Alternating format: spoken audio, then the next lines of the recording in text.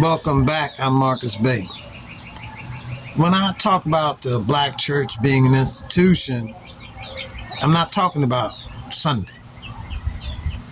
I'm talking about Monday through Saturday. The church didn't just preach. It helped people to bury their loved ones by buying land where we could safely do that.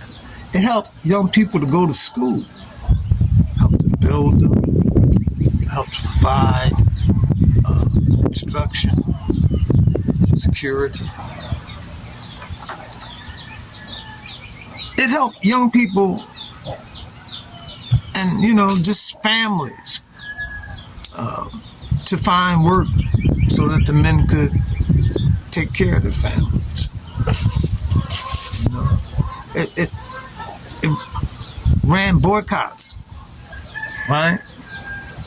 It raised money for legal expenses for people who were in the struggle.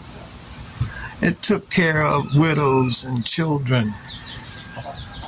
Hell, it fed families.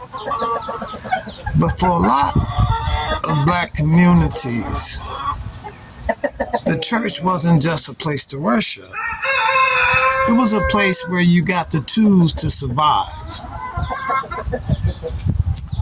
That's what made it an institution.